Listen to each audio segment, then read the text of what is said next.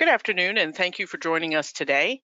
I would like to welcome you to Fortney Scott's 2022 Workplace Agenda webinar series.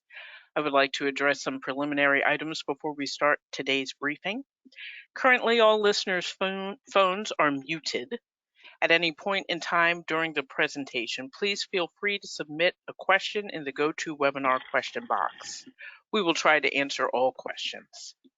Today's topic is what federal contractors need to know about the OFCCP. Our presenters are Fortney Scott attorneys Consuela Pinto, Elizabeth Bradley, and Nita Beecher. I will now turn the program over to today's moderator, Consuela Pinto. Thank you, Valerie, and good afternoon, everyone, and welcome to our session today, the first in a series of webinars on the 2022 workplace. As Valerie mentioned, we're going to be focusing on what federal contractors need to know, and I am joined by my colleagues Elizabeth Bradley and Nita Beecher. Next slide, please. So this is just a short summary of our firm. Fortney Scott is a DC-based labor and employment law firm specializing in representing employers before federal agencies, including the Department of Labor, the Equal Employment Opportunity Commission, and the NLRB. Next slide, please. So we have a packed agenda today, so we're going to jump right into it. While the slide may look a bit sparse, there's a lot under each of our three topics here. So I'm going to take us straight into our first topic, which is the OFCCP Contractor Portal. So OFCCP has been talking about this portal for about a year now, and contractors have been waiting with bated breath. We now have some information, but there's still a whole lot of unanswered questions. So I'm going to kick us off with what we do know, which isn't a whole lot, and that's just what are the due dates? So mark these dates on your calendars. February 1, coming up in 2 weeks. The portal to register opens. You do not start certifying until March 31st. But again, not a lot of time left. We have just over 2 months to be ready for the certification, and you must certify by June 30th. We're going to spend a chunk of our time today talking about what you need to be thinking about and doing now in order to be ready to certify before June 30th. So Valerie, can you take us to the next slide? Thank you. And this is where I'm going to kick it over to Nita. And Nita, can you give us a little bit of a background of how we got to this portal? Why are we certifying? Well, thank you very much, Consuela. And I think a lot of people on the line probably already know that, but it's good to step back for a minute. In 2016, the GAO was asked to look at OFCCP, and they issued a fairly critical report at the time. And I think Consuela is nodding her head because she was with the solicitor's office at the time this report came out. And I think two things came out of the report that are really important to note.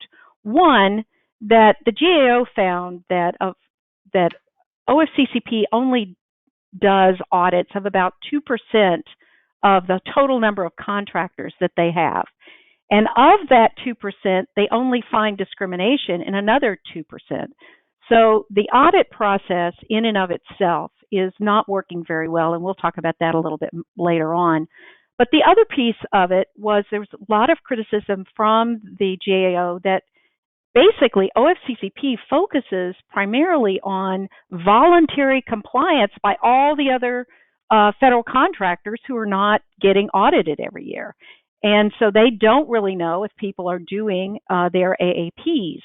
And in addition, based on the fact they only find discrimination in 2% of the audits they do, the GAO was concerned that they're not really looking at those contractors most at risk of noncompliance.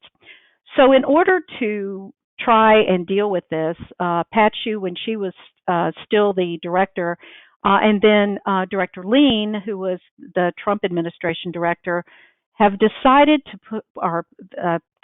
put together this new portal. And basically, it was initially called the AAPVI, the Affirmative Action Program Verification Program. So you got two P's in there. And when it was published by OFCCP and then sent to OMB, which approved it in, I think in September of this year, basically has two parts. One part, and we'll talk a little bit more about that, one part is to have employers certify once a year that they've done their affirmative action plans if they're required to do them. And two, that when they have an audit, they will upload into this secure site affirmative action plans. And so that's how we got where we are. And so that's where we're going forward. And so I think, Consuela, did you have any other thoughts based on your experience at the agency? Yeah, I just wanted to add one point, which was another driver behind the verification program. And that is OFCCP was criticized fairly heavily by the GAO because it doesn't have, and this is going to shock a lot of people listening to this, it does not have a list of federal contractors, Yeah. prime or subs. So one of the thoughts behind this, reason why GAO suggested some sort of process where contractors have to upload or identify themselves, is it will create a more reliable list, not only of prime contractors, but subcontractors. And we're going to talk a little bit more on the new focus on subs a little bit later. Yes, Nita. And one other thing I'm going to mention, and we'll talk about this a little later as well, is the idea that the scheduling process OFCCP has right now, they admit in private conversations with various of those of us who do this a lot, they know it's broken. It's legal, but it's not working. So we'll talk about that as well. Okay, Valerie, thank you. All right, so I'm going to actually now switch over to Liz. And I know some folks must be wondering, well, why are we talking about the registration part? That's just, you know, going in and identifying my company, and I know all the information about us, but there's a lot of pitfalls here if we're not careful. So can you tell us a little bit more about what we need to be looking out for when we're going on and onto the portal and registering? Absolutely. Thank you, Consuela, and Nita, thank you for laying the groundwork of why we're here. So what's the very first part of this registration is it starts with your parent company. And I know there's a lot, often we need to think about who is the parent company, because it's from the parent, they're going to pull in the establishments tied to that parent. So one of the things you need to be thinking about, have you done acquisitions? Are all your establishments going to be under the right parent? So, and we're going to talk about how to prepare for some of this, but that's just one of the very first things to think about is what is the scope of the establishments that they're going to be rolling in? The second and really kind of potentially problematic or issue is, from what we understand, is they're going to be populating the tool or the portal with your information about the locations based on your 2018 EEO1 reports. Now, we know you filed more recent EEO1 reports. We know that they are up with the EEOC. It is our understanding that based on the timing of getting those reports filed by the contractor community, they're not able to get the data into the portal in time for what their desired launch date is. Not sure what is controlling when that launch date is or why they're being strict with that, but that's where we are today. So one thing you need to be looking at is go back and look at your 2018 AAPs, or I'm sorry, EEO1s, and say, how many of those establishments or locations did you identify as being a federal contractor or not? So that's one of the pieces that we are recommending that you're going to be looking at. Because the other piece, and again, we don't know how this is exactly going to work yet. So, stay tuned. We're going to give you more follow-up webinars once we know more of the data. But I think it's going to have to be necessary, if not in this initial iteration of the portal, in subsequent ones, for you to be able to go through your EEO1 report list and identify whether or not it is an establishment for an AAP purposes. While it is not quite as necessary, maybe using your 2018 data because you still had your type 6 reports in place, so your smaller locations were not individual EEO1 reports. But with the removal of the type 6 report, which is where you would include your smaller locations and not have to do an individual EEO1 report for those, when those go away and you start having to do an EEO1 report for locations that are too small to mandate an individual AAP, it is going to be important for you to be able to, and for the agency to have knowledge of which one of these locations are tied to an AAP, because that's going to be necessary if they really do want to be using this tool for the purposes of scheduling audits. It'll be very frustrating for the agency to start scheduling a bunch of locations that actually do not tie to an AAP. That's a waste of resources for them and the contractor community. So that is sort of the piece of when you're registering, check the parent corporation. Is that information current and correct and complete? And check the establishments that are being pulled under, knowing that they're 2018 establishments. You may have, a lot has happened in the world since 2018. A lot of facilities have closed operations, consolidated operations. I suspect that there will be a lot of movement between what is a location for a contractor in 2018 to 2022 when you're actually doing these certifications. Good advice, Liz. So I think next part, and I think this goes back, I think we're going to talk about what are you actually certifying? Sorry. Right. So I think that's the next part we wanted to talk about, and I think it's important what OFCCP has done. So let's backtrack just for a second. Initially, when Director Lean talked about whether or not how to do this, he was hoping that they would have access to what's known as the SAM database. And that is the massive government contracting database in which, prior to this, employers have said, yes, you could find out whether you were a federal contractor and all the lists of all your contracts. OFCCP, as we've mentioned already, does not have access to that. And for whatever reason, SAM, they refuse to give them access to it. So what they decided to do is, and this is what's been approved by OMB, is that you will be doing an annual certification and you will be checking the box on 1 of 3 questions.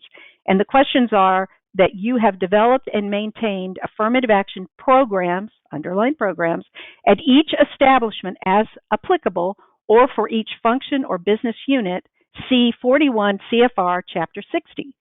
The other 2 are you are a party, but you have not developed an affirmative action plan. You're a party to a qualifying contract or subcontract for 120 days or more and have not developed a plan, or you just became a federal contractor or subcontractor. So you're going to answer those questions for each and every one of your establishments. They are apparently going to, and we're going to do a webinar just on this once we get more data. But what this means is we initially thought you were simply going to be saying, yes, I have affirmative action plans for all of these. No, that's not what you're doing.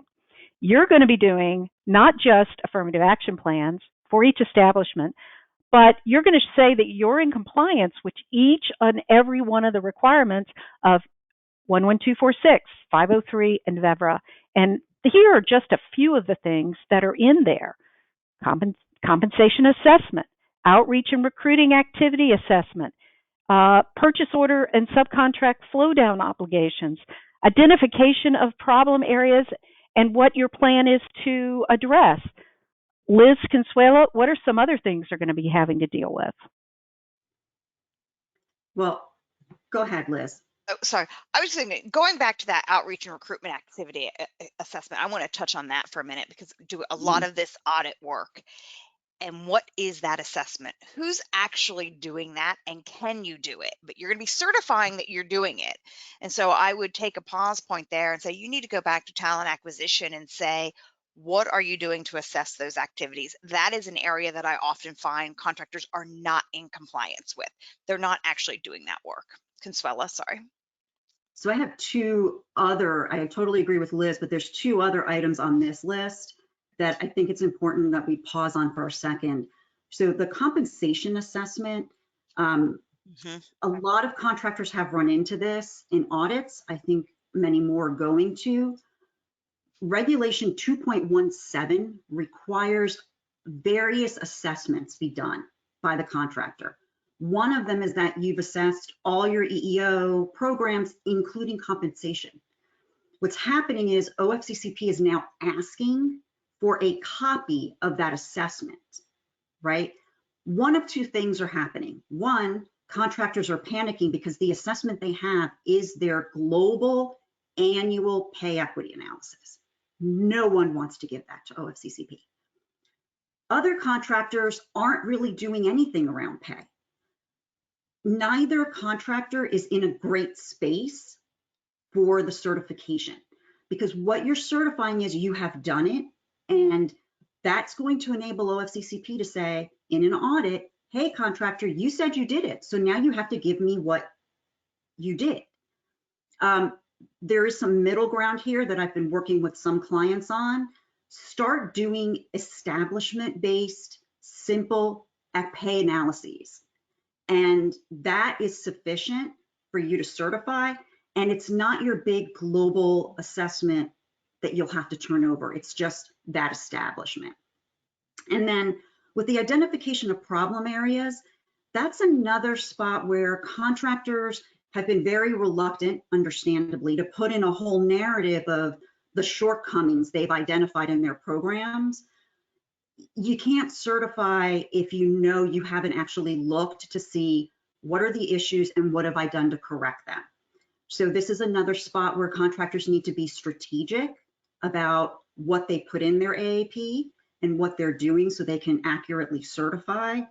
But this is a spot to really start thinking about what are your problem areas, what can you identify, and what can you say you've done about it. Let me just conclude with two things that I want to make a point about. One is that in the certification, as we look at it, it says something about after you certify this, you can't change your AAP. We have had no guidance from OFCCP about what that means because data changes. Sometimes you don't have all the right data when you put your plan together. You do an update to correct it. It's supposed to be a living document. We are working with the Institute for Workplace Equality to send questions into OFCCP to ask them what that means. The second question that we don't really know the answer to is obviously a person, some of you on this line will be certifying to OFCCP that you're in compliance. What if for some reason it turns out that there's a mistake or something is wrong, that you've certified and it's not correct? That's a little unclear as well. Generally, when you certify, as you know, you're under penalty of perjury. It's not clear from the certification exactly what is going to happen to the person who certifies incorrectly. I don't know, Consuela, having been in solicitor's office, have you any thoughts about that? Or do we just have to wait? I think it depends on what the topic is. Now, I think the agency understands that you're going to make changes to your AAP. Things might come up in the course of the year that you realize, oh, I should have included this, I should have changed that. But that should be really minor changes. I think there's a real focus now, or you need to have a real focus on ensuring that your data is good. And I think that's a great segue to our next slide. And I'm going to ask Liz to lead us on this one. What are some of the things that contractors need to be thinking about before they sit down and they certify compliance? Sure. And I think some of these we've touched on in our conversations about what the requirements are. But let's go back to that who's your parent company. Look at that single entity analysis. Do you need to be certifying for every location that you did in EEO1? Is that even covered by the OFCCP enforced regulations based on that analysis of the single entity? With that, this may be an opportunity that you want to pause and seek a separate facility waiver. And we could do an entire discussion on what that is. So it won't take the time right now. But that is even if you have a corporation that is a single entity and technically all covered, there are legal bases where you could request that this portion of your business be carved out under a separate facility waiver from compliance obligations. And you may find, as you are doing your assessment of can I certify, that you do have a segment of your business that is not currently in compliance. And you can look at, do I need to either get them into compliance, or do they legally qualify for the separate facility? So that is a place that everybody should pause and be looking at. We touched base on this. Review your establishment lists, make sure that is accurate. The agency is going to be scheduling based on that list, so you need to be taking a look at that, making sure that's an accurate list. The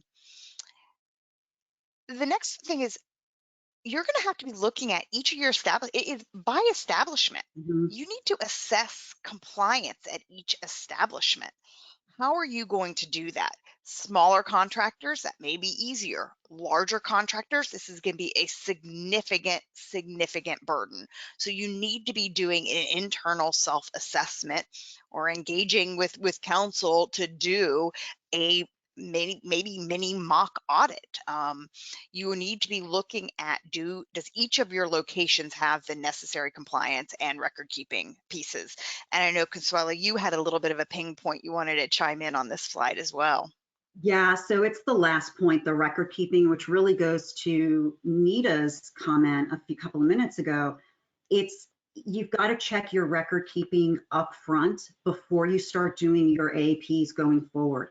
I know very often we pull data for purposes of AAP development, and it gets run through and cleaned up, but it's not a very rigorous review. And then when we get the audit, that's when we do the really detailed deep dive. I don't think you can do that anymore. But I want to go to the next slide, and I want to give Liz a chance to just briefly mention a tool that she and Nita actually created to help contractors prepare for the certification. Thanks, Consuela. Yeah, so Fortney Scott has developed, it's called the Legal Check for OFCCP Compliance. And it was actually a team effort from the firm. We've developed this. It's going to allow you to go through a series of questions about your compliance at each one of your establishments. And it's going to give you a report card at the back end and recommendations on areas that you can improve your compliance in order to be able to be certified. So quick, here, the tool is available. You can get more information about it on our website.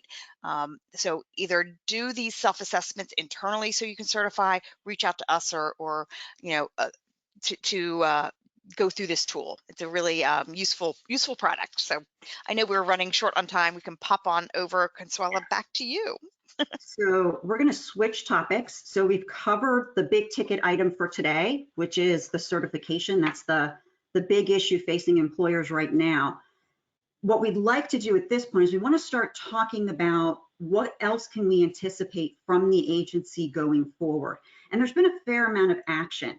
So the first topic here is the regulatory agenda. And Nita, I know you've been spending a fair amount of time keeping an eye on what's happening in this space. So why don't you give us an update? Thank you very much, and y'all jump in as appropriate. I think the two things here, we're going to talk about the more important one in just a minute, but just quickly to remind everybody, there was a very controversial religious exemption rule that was put into place in January, actually, of 2021 by the Trump administration's OFCCP. It was a very broad expansion, most of us felt, of the religious exemptions. OFCCP has already put in a notice in the Federal Register that as of November the 9th, that they're rescinding this and going back to what they're saying is traditional approach. And Consuela, as the experience you had in the solicitor's office, can you just give us a little bit of guidance as to what the traditional approach might be? I think it's hard to tell, but I do think they're probably going to put back the exact regulations they had in place, maybe slightly modified, that they had in place before it was rescinded. And that was basically, was a very narrow exemption.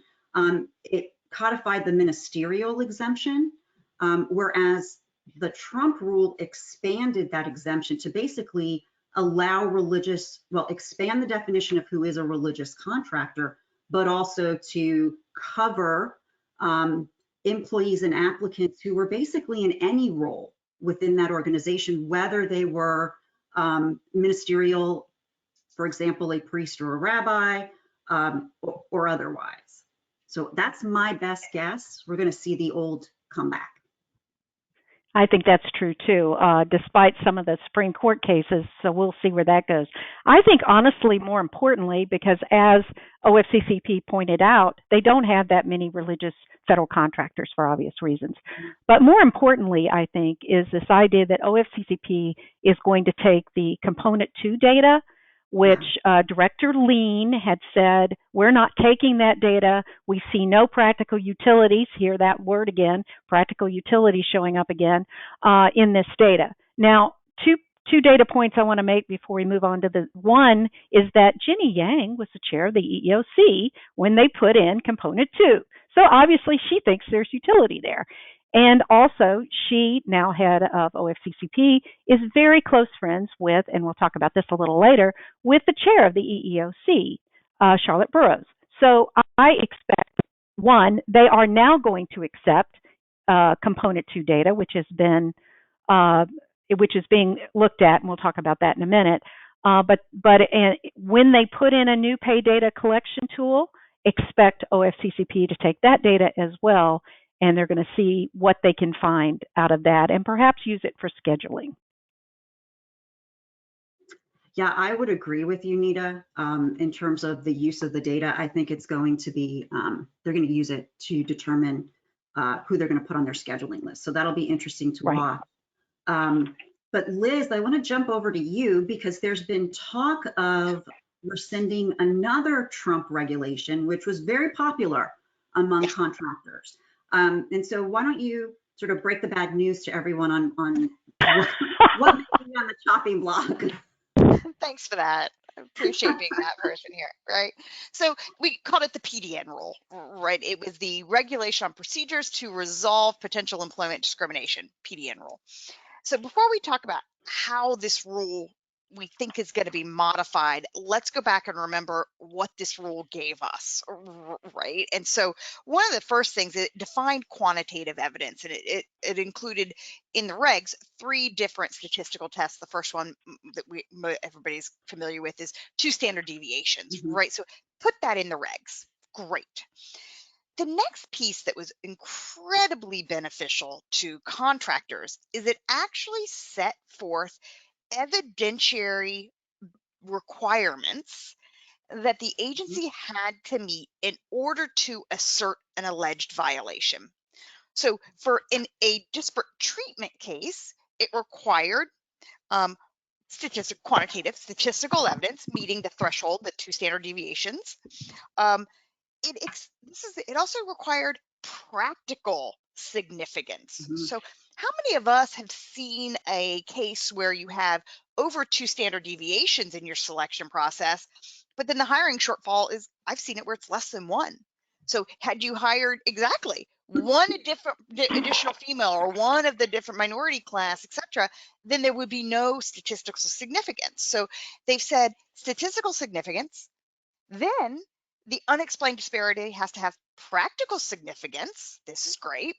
And then for a treatment case, they have to have qualitative evidence of intent and causation. This sounds a lot like Title VII case law, folks, right? That's what they're trying to align the OFCCP enforced regulations with the case law that would govern if and when they actually were to take one of these to litigation. So similarly, in an impact case, you needed the statistical evidence that the disparity be practically significant, and then they also required that they identify the actual policy or practice that is causing the disparity. Again, aligning impact case is with the underlying Title VII case law. That was very beneficial for the contractor community. The other benefit, the other great thing that the rule required is it was more advancing Director Lean's transparency concepts. And in order to issue in a PDN, predetermination notice, or in a notice of violation, the agency was required to disclose the evidence underlying both the qualitative and quantitative evidence that is underlying. So did they meet their evidentiary thresholds? Those need to be in the PDN or the notice of violation.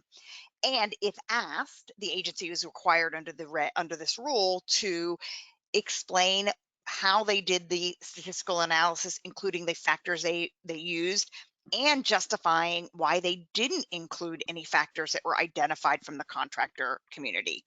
Very, very collaborative and sort of transparent process. Next step is the NOV also required that the any concerns or defenses raised by the contractor in the response to a PDN or response to to the PDN be included in that NOV, saying, we heard you, we considered it, and we rejected it, and here's why. That was the concept of it. So I think a lot of that's going away. So that's where we are today.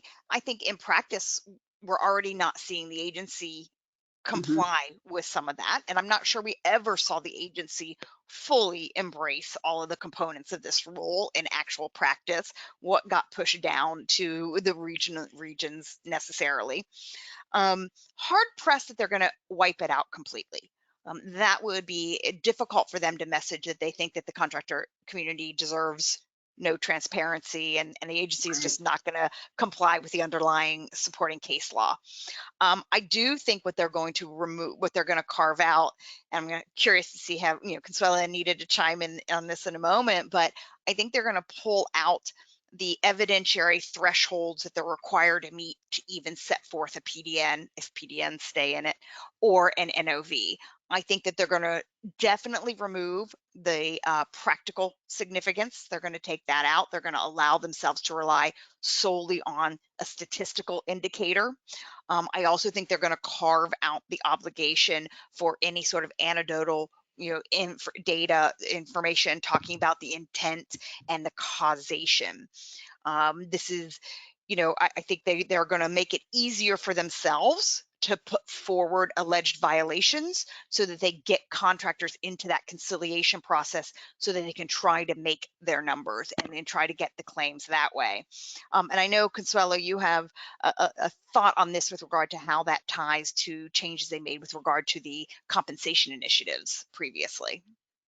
So I wanted to pause here for a second, and I just want to note for everyone, because we are going to move on and we'll go back and tie off what Liz just raised. Keep in mind that any changes to the PDN rule or any regulation has to go through formal notice and comment rulemaking. Right.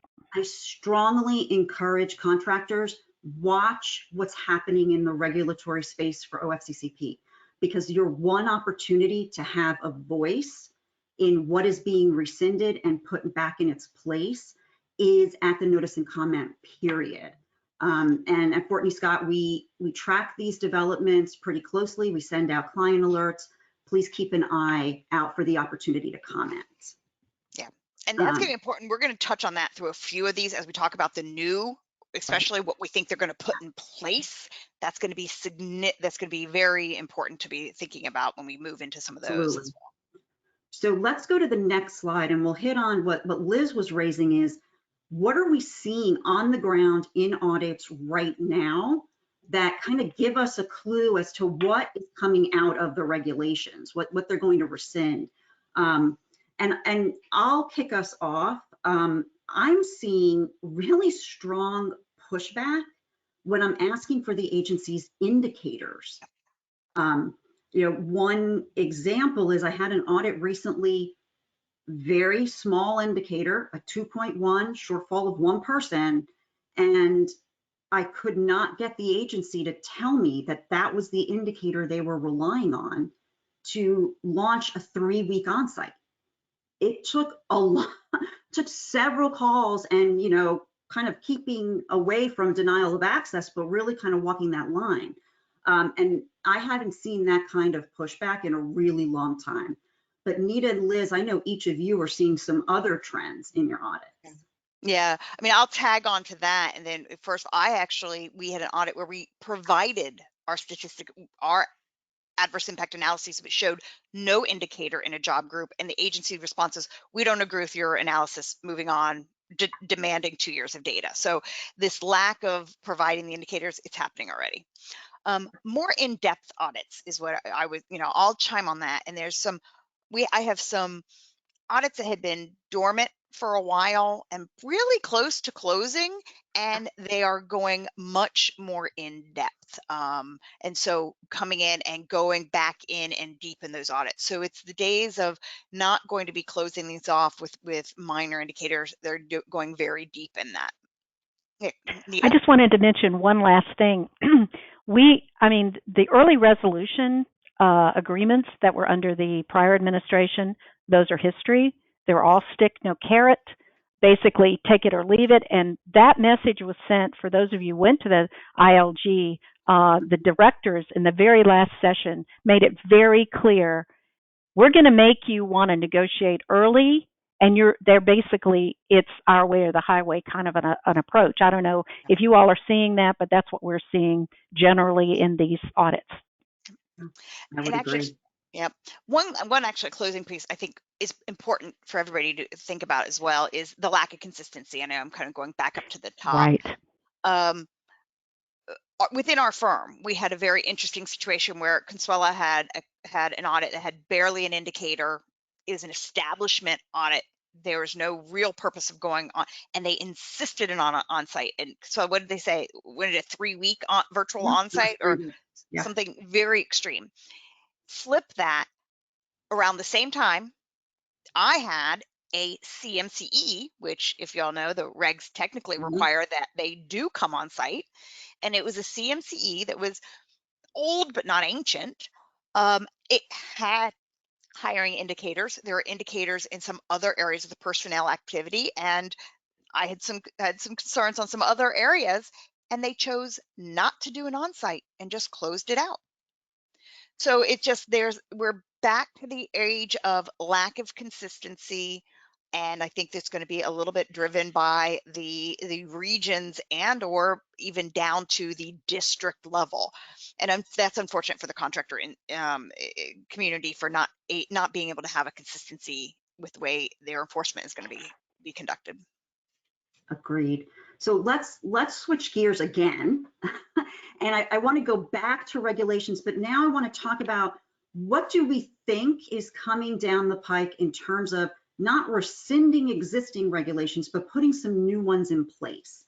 And Nita, I know you and I and Liz have spent a fair amount of time talking about the executive order regulations. And now, just to give people a little bit of backdrop, these regulations have not undergone any significant change since 1978. So Nita, looking at your crystal ball, what do you think change in the executive order regulations, or try to? Well, I can tell you what Director Yang has told us through various and sundry conversations with the Institute and at the ILG. Basically, number one on the hit parade, which shocked me that they didn't do it earlier, is moving away from establishment-based AAPs. The regulations, the 11246 regs, as they're written right now, are written for plants. They're written for 1950s, 1960s America, which doesn't exist anymore and certainly doesn't exist after the pandemic. So we believe, and she's indicated, that they're moving towards something more like a FAP, a functional affirmative action across the board. It's unclear exactly how they're going to do that. The other major thing, which is not on the list, but which she has mentioned, is goals for sub-minorities. Right now, we have goals for minorities. They're already asking for sub-minority goals. That is clearly going to be one of the sub-minority goals is going to be in there. And Liz, can you talk a little bit about what might happen with higher ed? Lots. So, I think but that's that whole establishment issue. There has been a lot of back and forth with the higher ed community and OFCCP about what an establishment is and whether they have to put their entire university meaning Mhm. and the agency sometimes has taken the position that it's a single campus of it, or is it the entire multiple campus, and there's a lack of consistency in the agency's interpretation of their own regs. And actually, the way the agency is treating higher ed, it's disregarding the definition of an established in their regs with the way they apply it to higher ed. So I will be shocked if they are going back in and modernizing these regulations and not addressing the issue of what is the appropriate scope for higher ed in developing their affirmative action plans. And likely, if they, I don't know if they will go down to the job group level with that as well, with regard to schools within a university. But it's coming, So, higher ed, it's coming. Consuelo, you mentioned earlier this assessment of outreach and recruitment, which is required in the 503 and VEVER regs. What do you think about that? I think we're going to see that in the executive order. I've already had audits where they're asking for this information with respect to the executive order plan. And the other point on here, which is something we talked about earlier, is I think they're going to clarify, i.e. say they want a comp analysis, a real one, in the regulations. And this is something we touched on earlier. Before we switch topics, I want to hit on the last one, construction. The agency hasn't mentioned this yet, but all indications are they're very interested in construction, right? They have Michelle Hodge, who has always led the charge on construction for the agency, is now in the national office as the number 2. She's the deputy in OFCCP. The construction regs are way out of date. They're very cumbersome. And also the agency now has never had these two things for construction until recently: a construction scheduling letter and a construction scheduling list. So we're already seeing that increase in a focus on construction. I think we're going to see some interest in revamping and updating and modernizing those regulations. Yes, Liz. And just construction contractors out there who may be listening, so revisions may be coming from OFCCP with your affirmative action obligations. Also be aware that the regulatory agenda also includes revisions to the Davis-Bacon Act, which also hasn't been updated since possibly before I was born. So there's, it's the construction industry, you're about to get a significant sea change in the regulations governing both your prevailing wage, your compliance with wage and hour issues, as well as your EEO. So this is a time where you need to be aware of those activities. One other piece and that's on this slide, and it goes back to that issue that Consuelo raised, is looking at what the proposed regulations include. We are having audits now where the agency wants, for the assessment of your outreach, they want you to assess each individual action that you're taking. Your partnership with X, organization, how did it work for you? Did you get more applications? How are you assessing that? I don't know if that's even possible to be done realistically. There's no requirement that you collect such data, etc., but you're requiring you to assess it. So this is an area I think we all need to be very aware and be looking at what they want us to do and whether it's ever going to be feasible, and address that in the notice and comment process. Sorry. Good point. Let's go to the next slide, please. So subcontractor awards. So we first saw a focus on this actually during the Trump administration. Former Director Lean tried to add into the new scheduling letter a requirement that the organization, the contractor that's receiving the letter, as part of their submission, their desk audit submission, that they include a list of their subcontractors. Now that got pulled out, I suspect because of the burden associated with it, but we're seeing a lot of focus on subcontractors in other ways within the agency. And Liz, do you want to tell us a little bit about what you're seeing here? Yeah. Yeah, so we're seeing significant pushback during audits. I think the agency has always asked for a copy of your subcontractor PO. How many of you were able just to give, here's the sample template and be done, check the box, we have the magic language, great. The agency's not accepting that. They want to see an actually executed, I mean, you can redact out the names of the entities, but they definitely want to see that information. So that's one piece. This goes back to that, again, to Consuela's point, the GAO report. The agency wants to know who are you subcontracting with so they can build that list. Mm-hmm. This goes to coordination. Does the folks out there who do OFCC compliance and making sure you're in compliance with these regulations, how often are you in touch with your procurement division to know which contracts are being issued? Very few, right? You're going to have to comply with this potential obligation. You're first going to have to get your arms around all of your federal contracts. That's often a difficult task. So understanding who you have contracts with and where, what your obligations are under those contracts, and then which of those contracts are you issuing subcontracts and purchase orders, and to who, and then your ability to report that to the agency. This is going to be an incredibly burdensome, and I think this is why it was not able to get through OMB, is the burden. Again, we as a contractor community need to be looking at what they try to propose and whether it's something that can be feasibly complied with. Thanks, Liz. And now can we go to the next slide? Because I want to talk about another potential new reg very quickly. So there's been a lot of focus on FOIA, Freedom of Information Act, requests lately. A lot of the media have been reaching out to OFCCP to get contractors' EEO-1 reports. That created a lot of angst in the contractor community. Now that OFCCP is going to be getting component 2, it's going to create even more angst. There's been some rumblings at OFCCP that they want to amend their FOIA regs, OFCCP's FOIA regs, to make it easier to release information pursuant to a FOIA request. What I find really interesting about that, and contractors should watch this, OFCCP's regulations are for FOIA are very bare bones. And that is because what really controls the FOIA process are the Department of Labor's FOIA regulations, which come down essentially from the Department of Justice. So OFCCP may try to put out some new regs saying that they can release information under FOIA. Another area contractors really need to be watching and thinking about commenting, because I think this is a space where the agency needs some educating.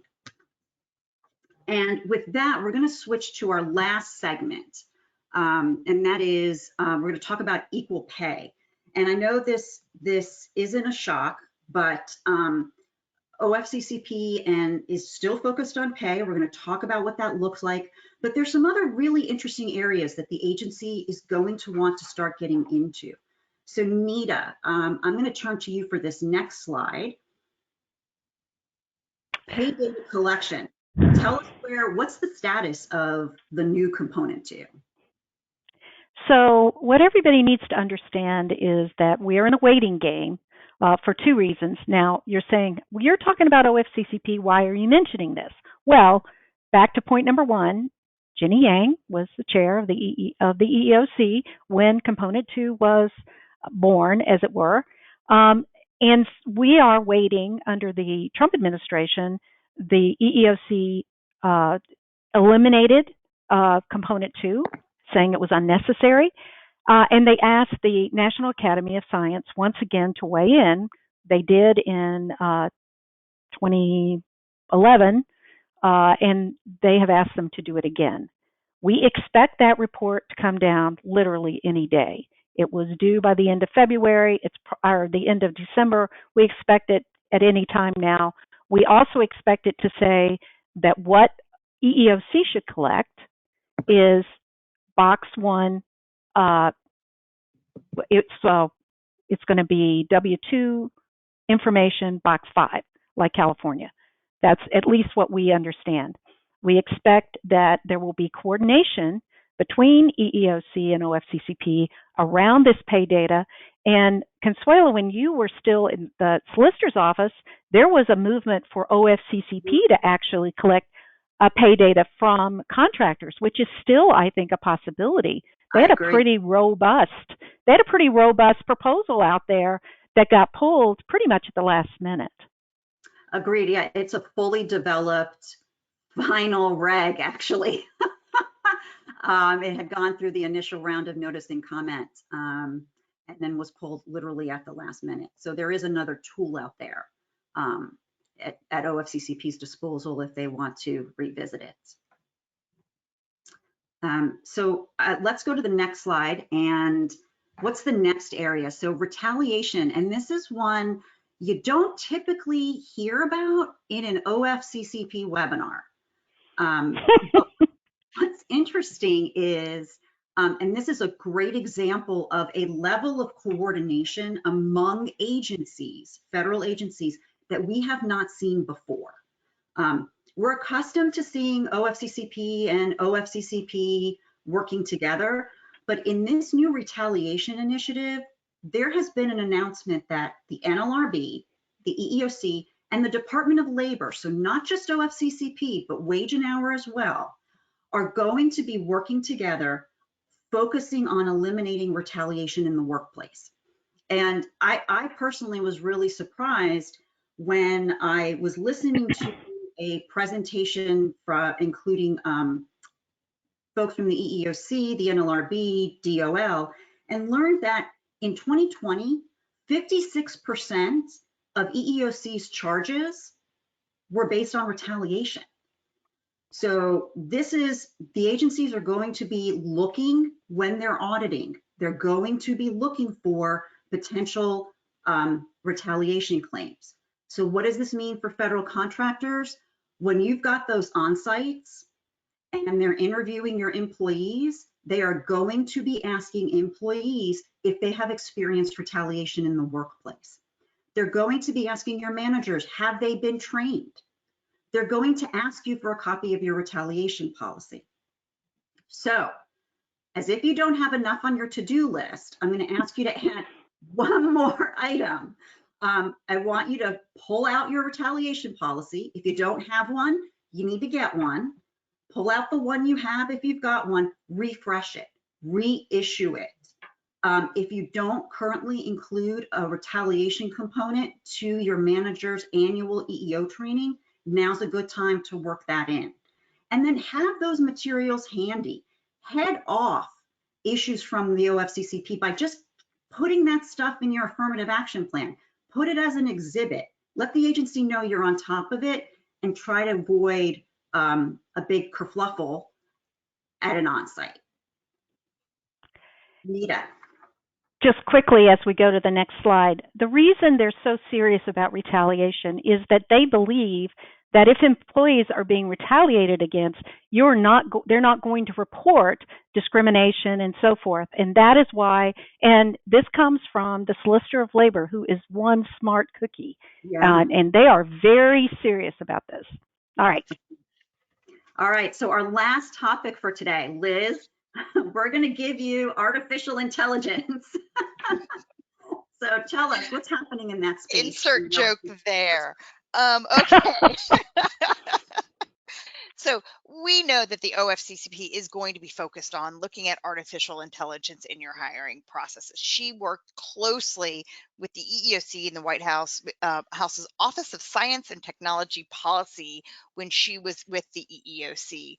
She also, in her interim between when she was away from the EEOC before coming to OFCCP, she focused on this work in the private industry. She had made statements before that it is important to ensure that selection procedures that rely on technology are designed to promote equality. I had said as a talking point for today, about an hour before our slide, one of my things was artificial intelligence because the EEOC back in October had announced that the EEOC was going to be launching an initiative to ensure that AI used in all stages of the employment cycle complied with anti-discrimination laws. So my takeaway from that was going to be, this is likely an area where the OFCCP and the EEOC were going to engage their MOU, and they were going to share information and work together. Well, an hour before our session today, what was announced? The OFCCP and EEOC launched the Joint Hiring Initiative to Reimagine Equity. Now, the hire, as it's called, is broader than just AI, but I will say on the blurb that came out today, there are 4 key pillars of what this program is going to be looking at. One of them is to promote equity in the use of tech-based hiring systems. So everybody needs to be looking at their selection processes. Where do you have tech beyond what is a traditional concept of artificial intelligence? But where is your tech-based tools? At the front end, do you have automated scoring based on qualifications? You need to be looking very closely at your selection processes to determine where are these assessments that are going to be of particular interest, both the EEOC and OFCCP. Expect, and I have this right now in an audit, the agency is going to come out of the gate when they ask about your selection process to identify any areas in which there is technology being used. They're going to go down this. They're going to engage with EEOC. Jenny Yang used to be the the chair of the EEOC. She knows how to cooperate and consolidate and work together. So artificial intelligence is going to be a significant issue. Just while we're on the slide quickly, just so that the whole hire initiative is not limited just on AI. They're also going to be looking at organizational policies and practices in order to reimagine equity and expand opportunities in hiring. So I think that's going to be looking at your glass ceiling. They're looking at what are your procedures internally to move talent. Again, strategies to remove unnecessary barriers to hiring and promote effective job-related hiring and recruitment practices. Unnecessary barriers to hiring. I'm hearing education requirements or other, what are sort of facially neutral requirements that have a, adverse impact on the back end. And also developing resources to promote adoption of innovative and evidence-based recruiting. Not sure what they're thinking about there, but I think that they are advancing the concept that contractors are relying on AI or tech-based in order to get through a large number of applicants and candidates. How do you go through these and knowing that they're going to have to come up with some sort of reasonable alternatives so that contractors can still actually get hiring done? So there's a lot in this that came out right before we went live. So there is a public roundtable happening on the 19th. I think we're all going to learn a lot more information about this initiative at that point in time. Thanks, Liz. So let's wrap up with some final thoughts. So I'll go first. And I alluded to this earlier, but the certification is a whole new ballgame. It's a whole new layer of compliance. Think about that. You're going to certify that you are 100% in compliance with every regulation in Part 60. So take it seriously and use the time you have between now and when you're required to certify to do a compliance check and drill down and correct any gaps that you find before you have to do that certification. Nita, let's go to you next. I think the most important thing coming out of this is the coordination among and between the federal agencies. This is unprecedented. EEOC and OFCCP, to be honest, EEOC used to look down its nose at OFCCP. And I think that the relationship between the chair and the director is very important. I think this is just the beginning of the way they're going to coordinate across these agencies finally, which employers now need to do internally. Because we know that those of you who do EEO or OFCCP work don't necessarily know everything you need to know to do the certification and to reply to all these initiatives. Liz? All right, Liz, let's close us Yep. out for today. Consider getting involved in the rulemaking process. This is your opportunity to be heard. The agency has to go through the notice and comment period. Comment, we need to comment. They're going to ask for the moon. They're going to ask for we expect very onerous and burdensome obligations to be placed on you. And some of them I anticipate will be very difficult to actually do. Even, 100% compliant contractors are going to be challenged with some of this. So let's read the proposed regs very closely, and let's get involved in the notice and comment and let our voices be heard. Thanks, Liz. Great advice. So Liz and Nita, thank you for joining me today. This was a lot of fun.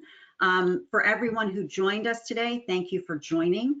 You can download a paper related to today's topic from our registration page. And then finally, I hope all of you will join us in 2 weeks when we're going to tackle pay equity and DEI and A.